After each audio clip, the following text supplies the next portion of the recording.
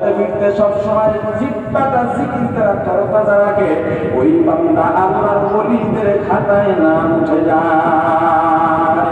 আর দরুদ বেশি বেশি পড়বেন, দরুদ লাগাইয়া, মুহাব্বত লাগাইয়া, ভালোবাসা লাগাইয়া তারপরে দরুদ পড়বেন। পুরা দরুদ না পড়তে পারলেও সাল্লাল্লাহু আলাইহি ওয়াসাল্লাম, সাল্লাল্লাহু আলাইহি ওয়াসাল্লাম, সাল্লাল্লাহু আলাইহি ওয়াসাল্লাম এতটুকু পড়বেন। নিয়মিত আমলের মধ্যে থাকেন, নামাজ খুশুখুজুর সঙ্গে পড়েন, নামাজের তরতিব আদায় করে নামাজ পড়েন। মানুষকে দেখানো আর কাজ দেখানো নামাজ পড়েন না। রাতে একটু জাগেন, সুযোগ না হইলে যখন ঘুমাইতে যান, ঘুমে যাবার আগে 2 রাকাত তাহাজ্জুদের নিয়ত করে ঘুমায়া যান। মিথ্যা কথা ছেড়ে দেন, কারো গীবত করবেন না, কারো গীবত শুনবেন না।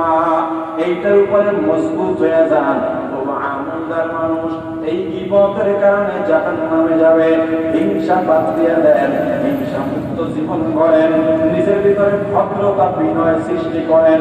বিনয়ী হন, ভদ্র হন, বিনয়ী হন।